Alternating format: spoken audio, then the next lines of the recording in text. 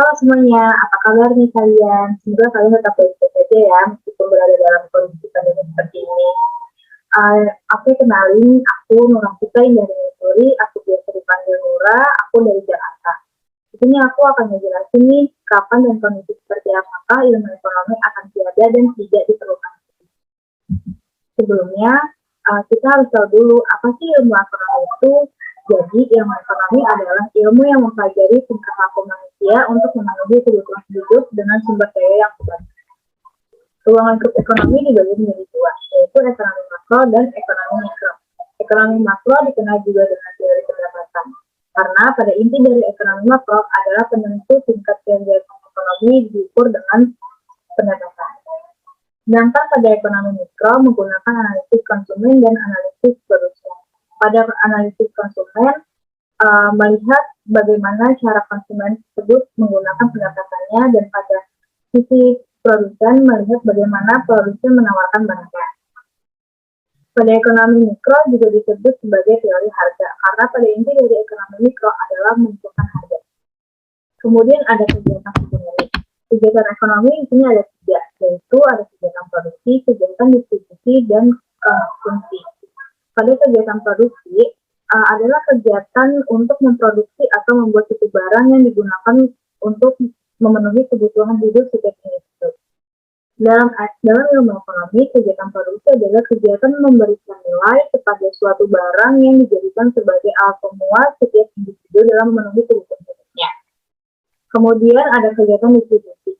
Kegiatan distribusi adalah kegiatan mengirimkan barang yang telah diproduksi ke konsumen untuk dikonsumsi. Dan yang terakhir adalah kegiatan konsumsi. Kegiatan konsumsi adalah kegiatan memenuhi kebutuhannya yang berasal dari barang yang telah diproduksi kemudian didistribusikan sehingga sampai ke konsumen untuk dikonsumsi. Masalah apa sih yang ada dalam ekonomi? Masalah yang dihadapi oleh ilmu ekonomi adalah kelangkaan. Secara sederhana, kelangkaan adalah terbatasnya sumber daya untuk mencukupi atau memuaskan kebutuhan manusia. Dalam pengertian lain, kelangkaan merupakan suatu kondisi ketika manusia memerlukan sesuatu, maka dibutuhkan usaha atau pengorbanan untuk memperolehnya. Situasi ini menuntut orang untuk menentukan keputusan tentang bagaimana mengalokasikan sumber daya secara efisien untuk memenuhi kebutuhan dasar dan sebanyak mungkin keinginan yang akan timbul.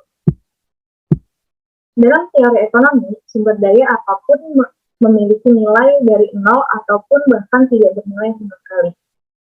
Artinya, semakin langka barang tersebut, maka semakin bernilai juga barang tersebut dan semakin susah untuk mendapatkan barang tersebut. Dalam buku The Nature and Significance of Economic Science karangan ekonom Inggris Lionel Robin, teori kelangkaan adalah ilmu ekonomi yang mempelajari perilaku manusia untuk mencapai tujuan dan mengelola kelangkaan yang ada untuk memenuhi tujuan tersebut. Dari ilustrasi di sini ada 3 ilustrasi yang menggambarkan kelangkaan. Yang pertama ada kehabisan gas, di mana negara kita pernah kehabisan bahan bakar, salah satunya adalah gas. Hal tersebut terjadi pada tahun 2010 dan tahun 2014 karena tingkat inflasi bahan bakar minyak. Kemudian yang kedua, dapat dilihat bahwa ilustrasi tersebut adalah petani yang sangat mengharapkan pupuk. Bagi petani, pupuk yang berkualitas sangat penting karena dapat menghasilkan hasil tanian yang sangat berkualitas. Dan yang terakhir, kita lihat di mana hand sanitizer itu untuk dewasa ini sangat penting dan dijadikan sebagai kebutuhan utama. Kemudian, bagaimana sih cara untuk menghadapi kelangkaan? Cara untuk menghadapi kelangkaan adalah dengan menghemat penggunaan sumber daya alam. Dapat dilihat dalam ilustrasi di sini, kita harus menghemat salah satu sumber daya alam, yaitu air. Dalam penggunaan air, kita harus bijak menggunakannya dan sesuai kebutuhan. Yang kedua, dengan memelihara dan melestarikan sumber daya alam. Dan yang terakhir adalah menciptakan barang substitusi dengan melihat adanya kesamaan manfaat.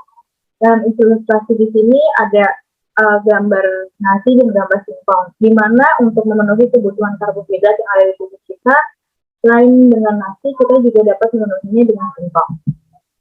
Kesimpulan.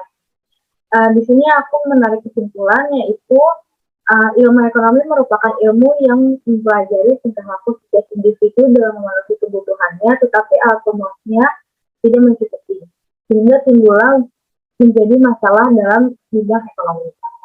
Untuk mengurangi masalah tersebut, ada 3 cara, yaitu dengan melakukan penghematan penggunaan sumber daya alam, melestarikan dan memelihara sumber daya alam, serta menciptakan barang substitusi sebagai pengganti barang pokok.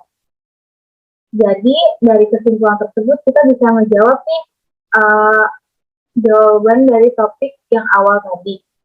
Maka dari itu ilmu ekonomi itu akan hilang jika alat pemuas dari kebutuhan setiap individunya sudah tidak langka lagi dan dapat memenuhi kebutuhan setiap individu.